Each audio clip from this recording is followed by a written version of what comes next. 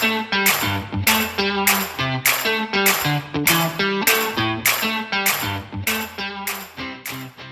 and welcome to the SportsGrad podcast. My name is Ruben Williams, and with me, as always, is the nimble Ryan Walker. How are you today, Ryan? I'm fantastic, Rubes. All well at HQ. Sitting in my, well, I'll call it an office. It is my office. It's my SportsGrad office. All I need, I think, is some sort of, one of those like LED squadcast. What am I talking about? SportsGrad signs behind me there. I reckon it would look quite nice. But a neon sign. One day, hopefully. Cool. Yeah. But no, everything's going well. Excited for this episode as per usual. Yes. And it's great to have you hosting the show today. Oh, I love hosting the show. I like any opportunity I get to chat this podcast is a good one. So hence we give ourselves the liberty to chat whenever we want. So yeah, it's fair to say you get that opportunity most weeks. Yeah, exactly. You've got ample opportunity to speak on this podcast. So absolutely. No, it's good to be here once again. No, and we wouldn't get the chance to chat with ourselves, Ryan, if it weren't for our good friends at Deakin University, my old stomping ground. I had a brilliant time there, made a lot of friends. And when you go to Deakin University, you can be confident that every single course is backed by industry experts, and that's going to lead you to get the job that you want with a degree that employers want. And we love their tagline, Ryan, which is progressive real-world learning. And our guest today actually comes from Deakin University too. So another product of the factory. She does. The factory. We do love Deakin University. The show also wouldn't be possible without our good friends at Sports Where I Am, Rubes. And, with the huge Ashes summer coming up, I'd tell you what, I'd be probably buying my tickets right about now. And you can do that through Sports Where I Am. So go www.sportswhereiam.com to find all your favorite sports. Big Ashes summer coming up, and there'll be plenty more to offer. And you can actually use the code SportsGrad for 5% off your tickets. So head to there ASAP, I reckon. Brilliant platform. Heaps of great tickets there. If you want to learn more about us, who we are, our background, what we get up to, ask us any questions. We're on LinkedIn, so feel free to connect with us there and ping us through anything that comes to mind. There's a link in the show notes where you can jump straight to our profiles. Now, Ryan, we mentioned our guest from Deakin University, Anshul Thakaran, who was actually started out in a Bachelor of Mathematics back in India. So Anshul is an international student to Australia. She's come from another completely different background to follow her passion for sport. She's made the jump over from India to Melbourne and jumped into a Masters of Sport Management at Deakin University. And during her time there, she's done a whole heap of event work at things like the Australian Open and the T20 Women's World Cup, as well as the Formula One Grand Prix. Not only the big event, she's also done smaller grassroots work as well, which she touches on was pivotal to getting her role. And so she worked with the Canberra Magpies in a game day operations role, as well as doing an internship with Table Tennis Victoria. And then all of this kind of came together in her dream job, National Participation and Development Coordinator at Table Tennis Australia. Ryan, what did you enjoy about Anshul?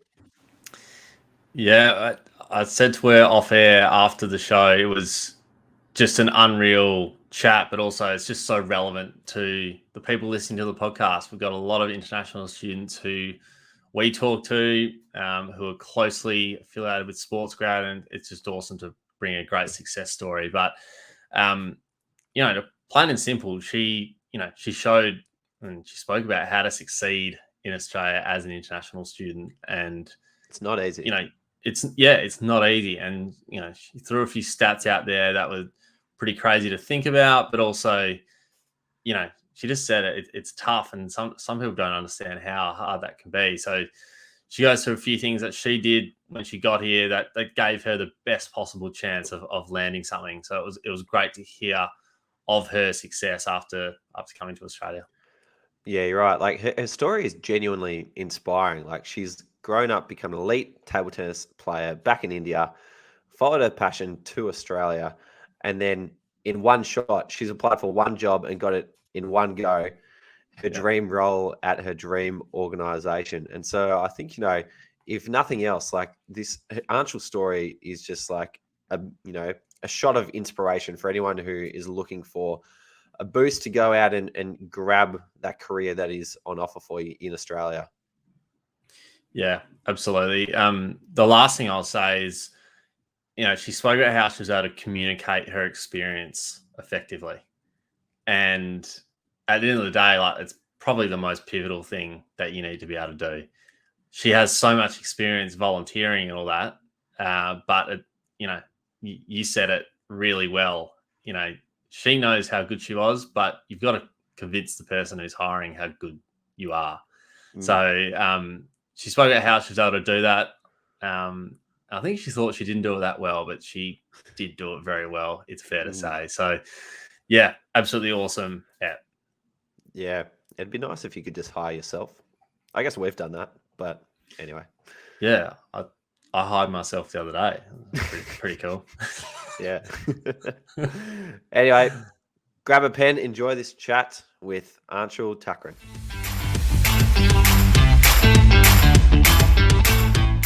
Anshul, welcome to the SportsGrad podcast. Hi, Ruben, Ryan. Thanks for having me here. Well, it's great to have you. First question off the bat, Anshul, and I'll firstly just say I love the backdrop, by the way. It's great to be in Table Tennis HQ, but we all have our stories about how our interest in sport begun. I'm interested to hear, where did the interest in sport grow from for you? Well, I've actually been involved in table tennis for as long as I can remember now. I started playing when I was 12, 11 years old. So I played for my school, state level, and then at a national level by the time I was in the 12th year of school. So I'd say that a lot of my major life decisions, like even choosing a course or a college for my bachelor's degree, were very highly influenced by whether or not I can continue playing, which I did end up doing. I played when I was in college. So I guess it's just being a sports person for that long that it just helped develop that interest naturally. So yeah, I'd say that it got instilled in me over the years. Table tennis is one of those sports that's very handy to be able to pull out at a work event or a party or wherever you go. There always seems to be a table tennis table around. Yeah. So for you to be a national representative of India in table tennis, I can imagine is probably serving you pretty well in social situations. Yeah, 100%, 100%, because it's one of the most participative sports, I'd say, and yeah, whenever I tell my friends that I've played at the national level, they get into their own unnecessary competitive spirit and they want to play a game with me. But yeah, I would say that I've managed to keep my bar, set my bar high in those situations. So, yeah, is there a table tennis table in the office? No, we don't have a table tennis table in the office, but we work with the philosophy that any table is a table tennis table. So I'd go with, yes. Yeah. Well, I think maybe a reason for that is I don't think anyone's going to be able to win a point because you'll probably be dominating. So yeah. Yeah. Fun. I remember I once. Sorry, Rose, I'll cut in with a little story. I remember I was doing a bit of work experience once, and there was a table tennis table in the office, and I genuinely think like it was 70% work, 30% table tennis. Like it was, it's like everybody had a crack, and yeah, I was somewhere near the bottom, but yeah, it seems to be a very popular thing. I think SportsGrad HQ is going to need a table tennis table room, so we better go for that. Absolutely. I need to be around a table tennis table to catch up to my brother because we had a table tennis table in our house growing up.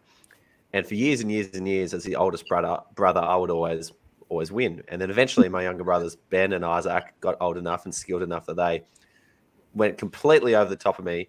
And now I can barely get a point off them to the extent where my brother, Ben, ended up playing competitively and became the 147th ranked play in Victoria or something like that. So I need to find a table tennis table so that I can actually get one up on my brothers again. But Yeah. like Anshul, for you, who were like your main competitors growing up? Oh, like I said, I started playing in school, so a lot of my role models did actually come from there. Yeah, I've always, I'd say, just played with my friends growing up. I haven't played much with my family members. So yeah, it would just mostly be people that I would go to competitions with, and would otherwise just be practice partners with me in club situations and academy situations. So yeah. That's awesome. So you've become like an elite table tennis player. You've then found your way to Melbourne to study sport management at Deakin. What led to you leaving India for Australia? I actually sort of always had an idea that I would head abroad for my master's, but there was still that uncertainty about which course or which uni and which country to choose, because then it was at a turning point after my bachelor's degree as to what I proceed with, whether I want to just play or whether I want to head to another discipline. But one thing I was sure about was that it had to be something of interest. I can't just go another year or two studying something that at the end of which I'm again clueless. And by that I mean that the only thing I learned from my bachelor's degree is tolerance in mathematics. But on a serious note, just after my college, I worked with a sports events management company in India for 2 years, and they were into mass participative sports. So I came across a more disciplined approach to the admin side of sport there. I met a couple of people who had done sport management before. They were pursuing that as their career. So I guess a major push to choose sport as a choice of study came from that. And then, of course, after days and weeks of research, I would say I chose Australia because I wanted to be able to work alongside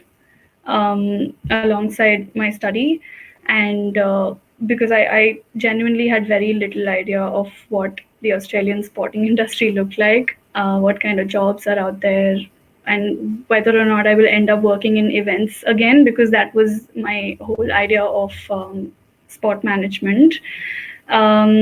But again, if there's more to it than just that, but what I did know was that it's super competitive.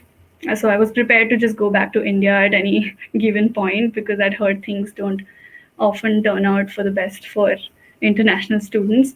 But that push was there. Like the course at Deakin ticked off the major boxes. So yeah, I just decided to come through.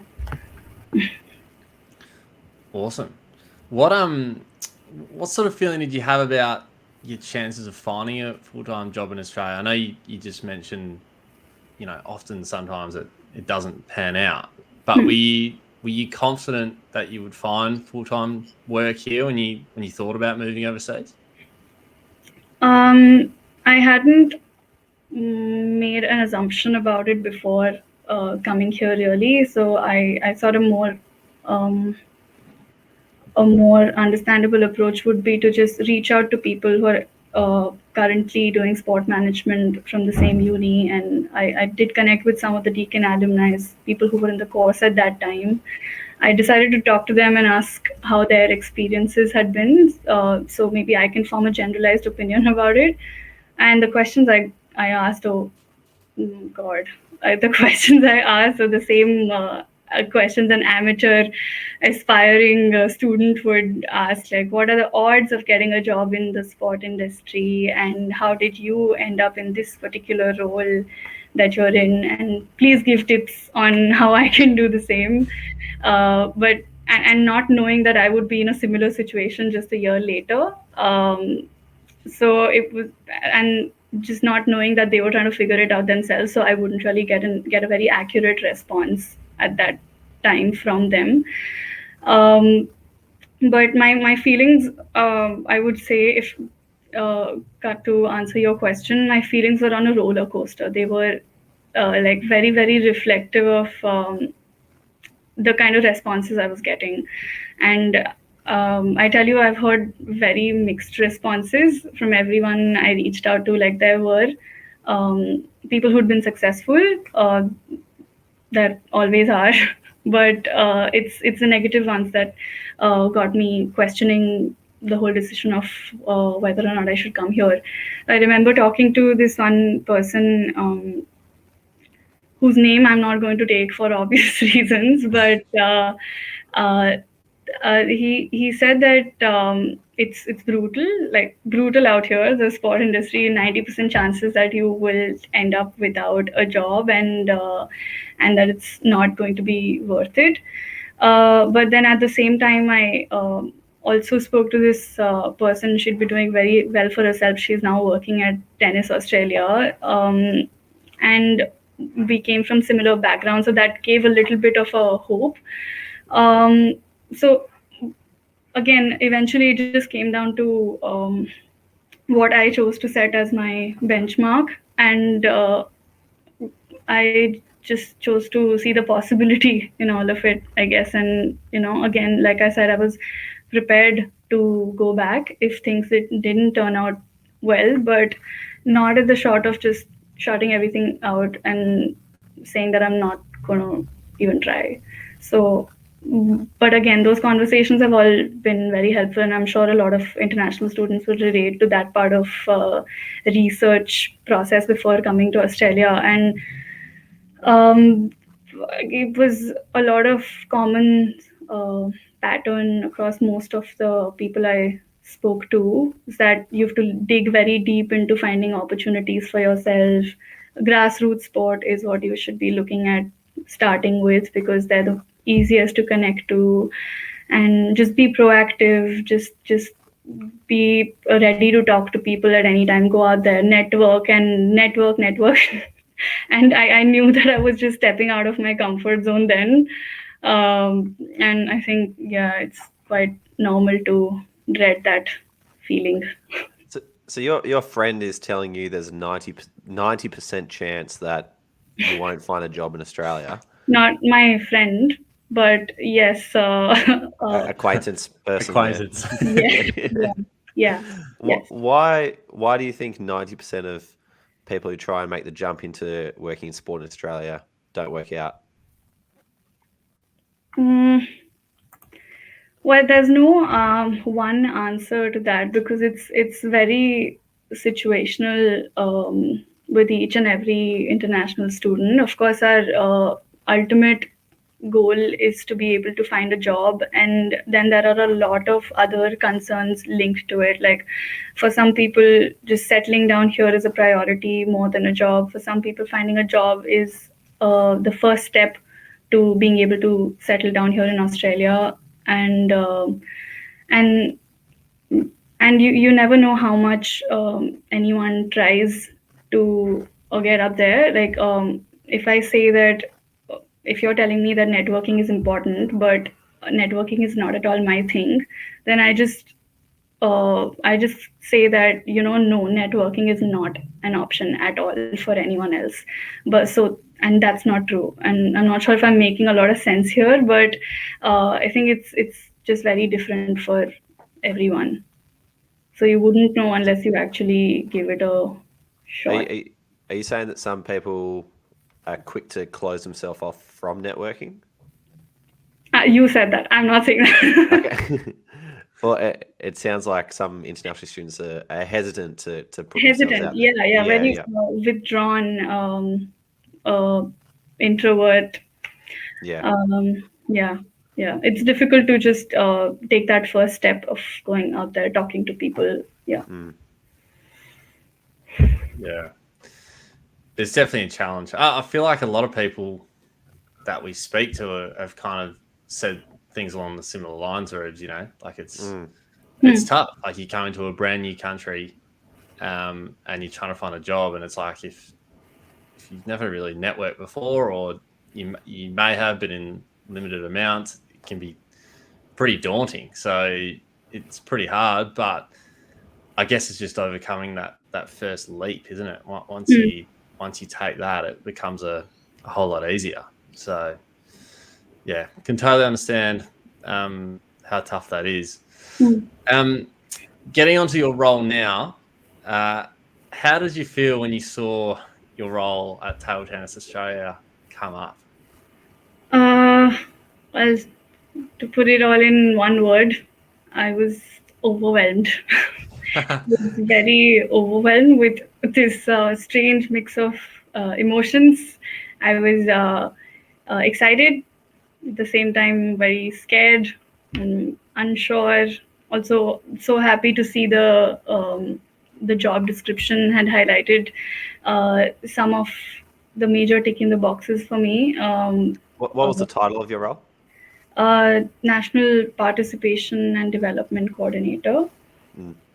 And it was all about supporting pathways, getting more and more people to play table tennis, participation, inclusion, positive social impact, and all those more such keywords that created this hypothetical space that I was trying to get into for a very long time, because I'd say that towards the end of my degree, I'd realized a little bit that I wanted to go towards the sports for development side of things.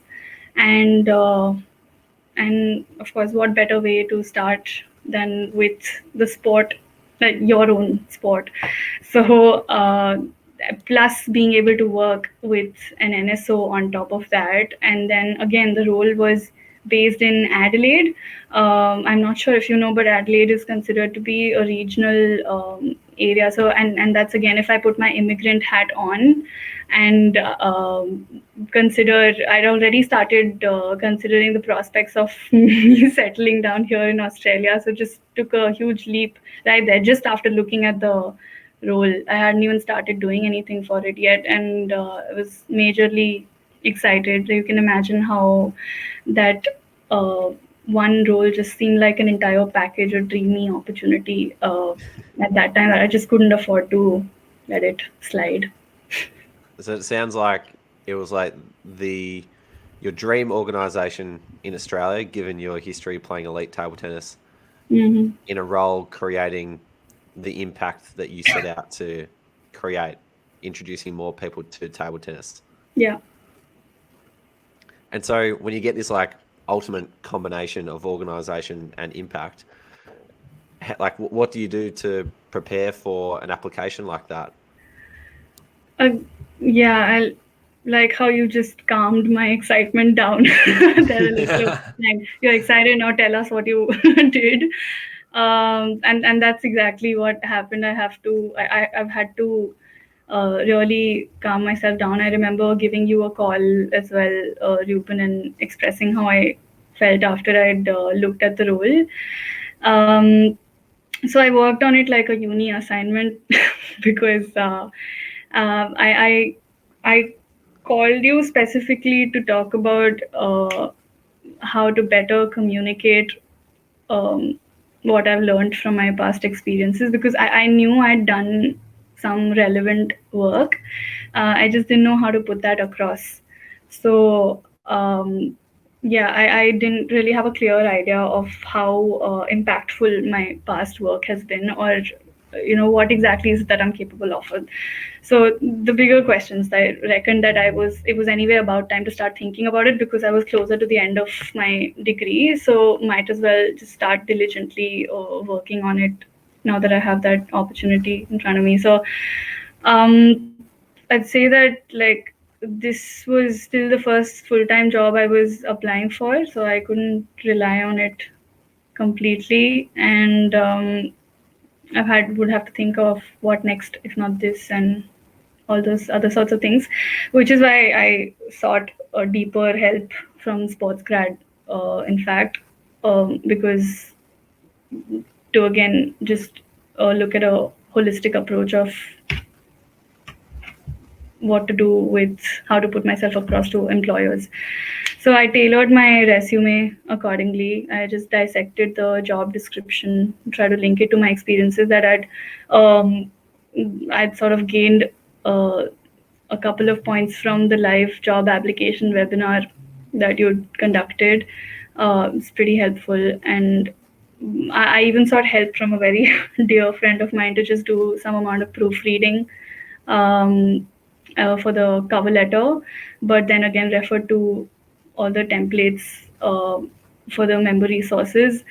And for this position specifically, I directly spoke to people within table tennis, so who I'd worked with before, to sort of just get a deeper insight of whether I would be a good fit for this position, because they knew what my predecessor was like and what kind of work she would do. So I think that was very helpful. And I do have to say that all of that volunteering experience with Table Tennis Victoria, with Tani Table Tennis Club, over the last year, it really paid off, because in that time I had sort of developed those connections who would be ready to back me up when when an opportunity like this opened up.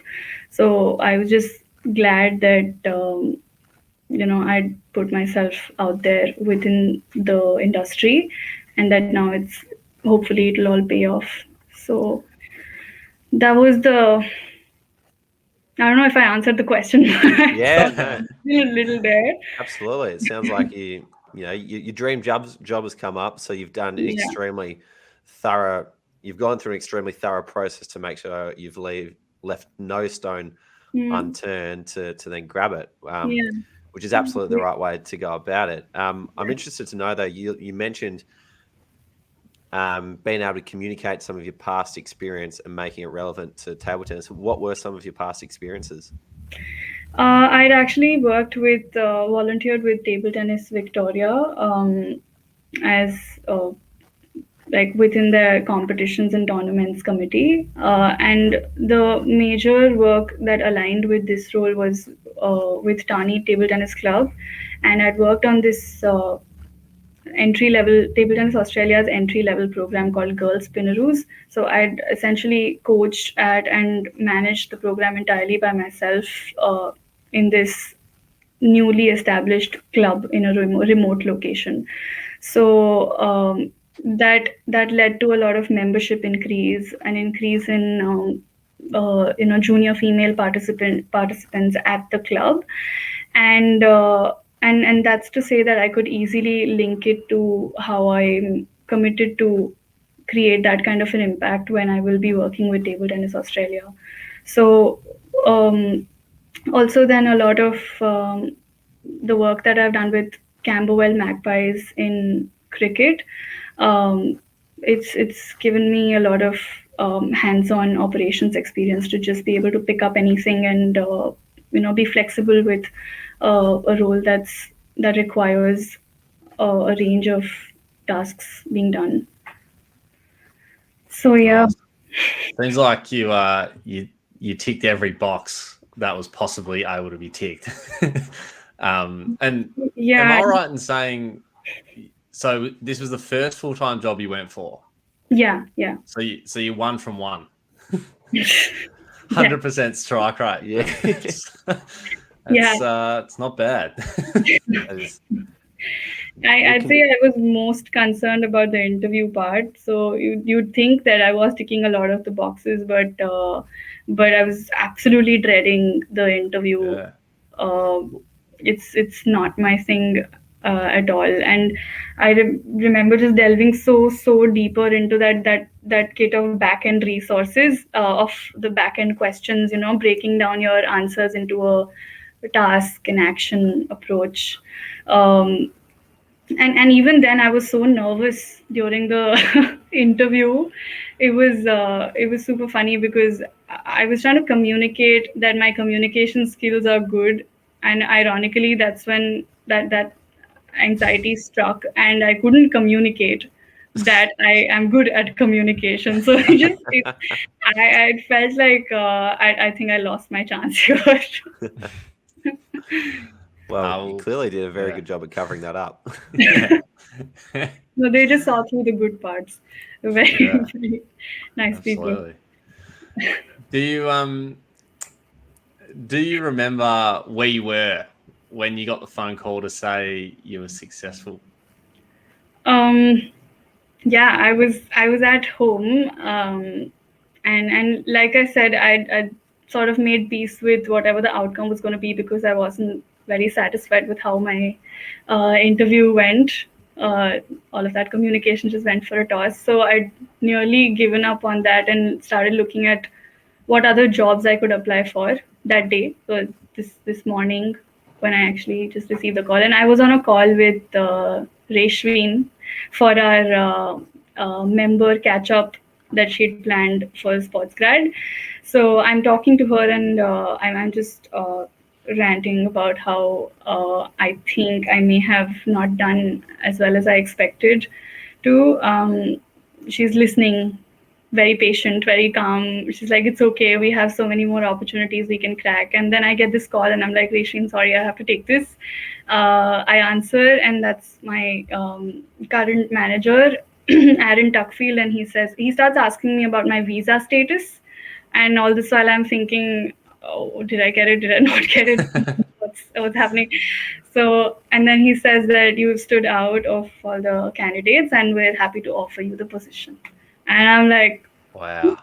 I just go back to the call with Reshween, and the entire tone of our conversation switched just significantly. And I tell her that I've got the job, and yeah, we did it. That's so good. And of course, special shout out to our community manager, Resh, absolute superstar at SportsGrad HQ.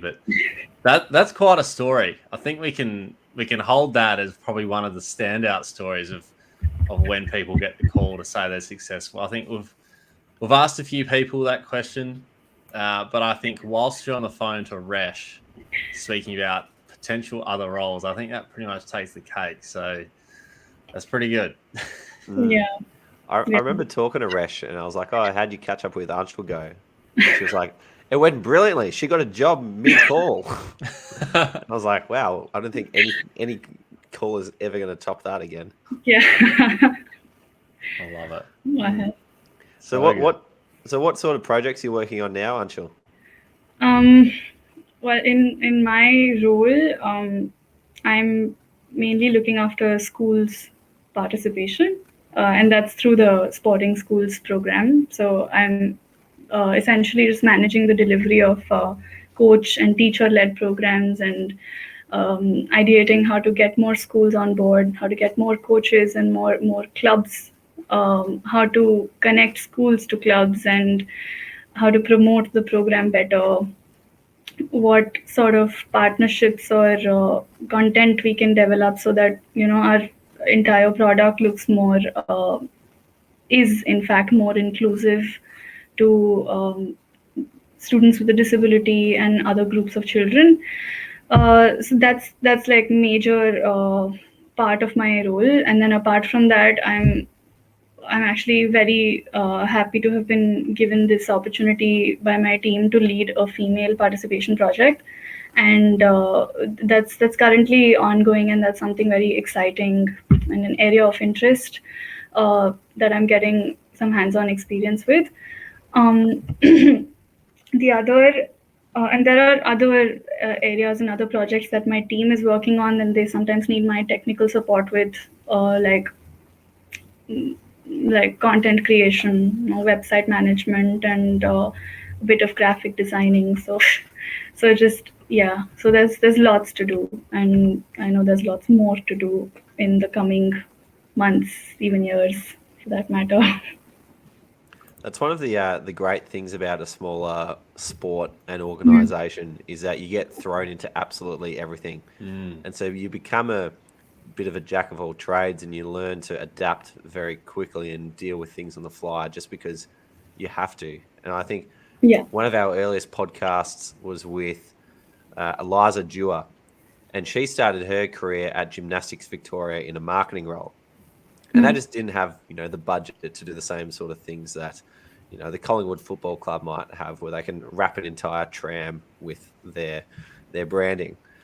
Yeah. And so she just had to adapt, find ideas, and just make it happen. And so, but one of the things she said was that after a year or so, whenever she finished up and moved on to the Carlton Football Club, she was in a much better position to take her career forward, just because she'd had so much scope to work on a variety of different things. So I know for some people can feel like, oh, I'm not really doing my job, I'm doing so many different things, but I think at the end of it, you learn to appreciate what a great opportunity it was to work across so many different things. Yeah. At the end of it, it's all really part of your job. That's what you signed up for. So I'm pretty appreciative of that. I think that's like genuinely sport jobs in general, though, like I feel like jobs in sport, it's kind of like everyone chips in. And because there's that interest in what they're doing, that obviously they don't always love the sport, but most of the time they love the sport they're working in or the organisation they're working in, that everyone's willing to chip in. So I think rarely across the board are you going to be like pigeonholed in one specific area and you only do that. And that, I think, is probably the beauty of working in sport, is that you're doing all that. You're doing everything. You get a mix of everything. You can see the area in sport that you might want to focus on, which is really cool. And especially in sort of small organizations where, there's less staff, there's less people, so everyone has to sort of play their role. So it's an opportunity more than anything, I think, which is awesome. Anshul, there are many examples of students who have had to return home to India empty-handed because they haven't found work, as we spoke about earlier. What advice would you give to another international student who is, hoping to avoid that situation and instead find their dream job before graduating, like you have?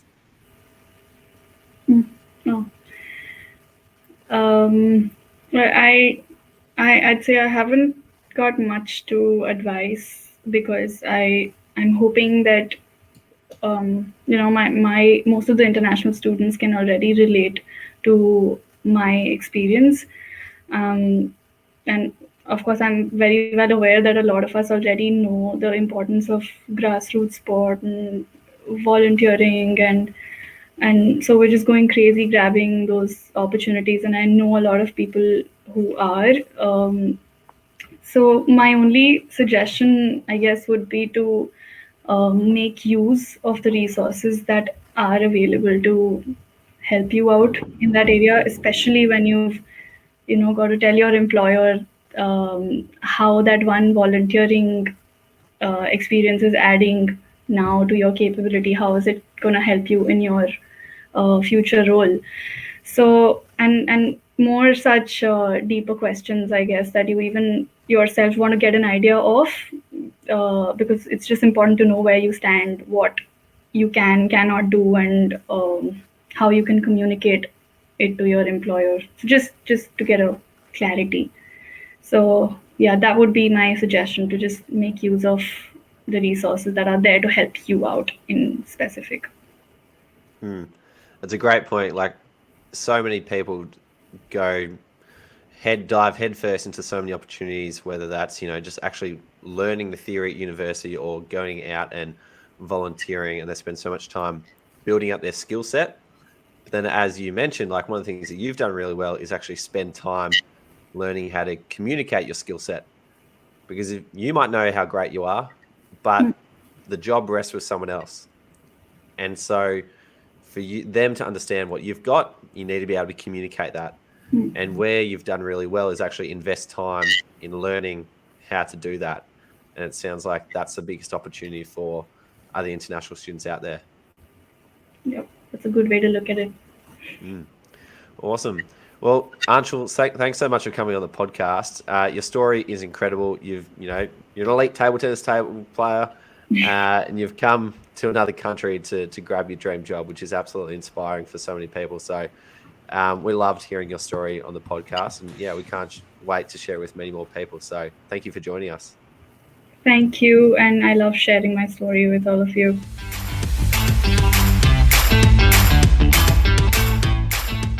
There we have it, Ryan. An awesome story. Come from another country to find your dream job in Australia. What did you learn from this, Ryan? Well, I learned a lot, but I'll just say I love the the story about table tennis. Like people, I feel a lot of people come here and they want to work in the biggest sports in the brightest lights, right? And table tennis is a sport that you struggle to find people who haven't played table tennis before. And I just loved how she loves table tennis and just wanted to work in table tennis if she was able to do that. So kudos to her for doing that, and also to table tennis because we love it. But what I loved about Anshul was, she spoke about how she found grassroots experience. And if I'm anyone listening right now, I'd be looking to get some of the experience that she got. She was able to go to the, Camberwell Magpies, bit of a rival to Wycliffe, I believe. So we like the Magpies, but not as much as Wycliffe. But I'll just say she was able to really secure that experience. So if I'm listening, just go down to your local club and find something for yourself because it comes in handy. I can guarantee it. And that's exactly what happened here. Yeah, 100%. And I think particularly for international students, when you're coming from another country, you don't grow up in the circles of your local cricket club in another country because you're not in that country, obviously. So it is more of an effort to make that first jump and get involved, but it's absolutely worthwhile. The other takeaway from Anshul is learn to sell your experience. Like Anshul has put a lot of time and attention into her application. Like you heard her talk about the thorough process that she went to learn how to convince someone else that she could do the job. And that's where a lot of people don't dedicate enough time. They put so much time into their assignments and exams and study and volunteering and getting hours and hours and hours of work experience. But at the end of the day, you're not hiring yourself. You've got to convince somebody else that you can do the job. And so learning to sell yourself is pivotal, particularly when you're trying to do it in another country.